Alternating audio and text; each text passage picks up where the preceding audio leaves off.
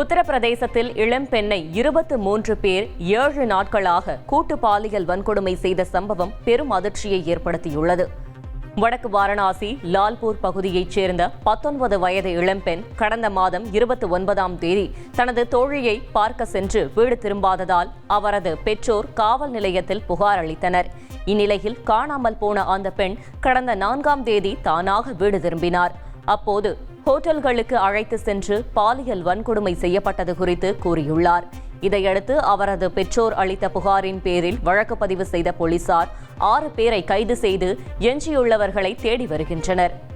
Chennai jam பஜாரில் வீட்டில் தனியாக வசித்து வந்த 80 வயது மூதாட்டி பாலியல் வன்கொடுமை செய்யப்பட்ட சம்பவம் அதிர்ச்சியை ஏற்படுத்தியுள்ளது.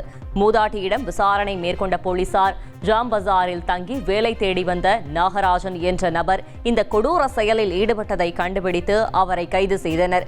முதலில் மூதாட்டியிடம் இருந்து பணம் பறிக்க திட்டம் தீட்டியதாகவும் ஆனால் மது போதையில் அவரை பாலியல் வன்கொடுமை செய்துவிட்டதாகவும் நாகராஜ் போலீசில் வாக்குமூலம் அளித்துள்ளார்.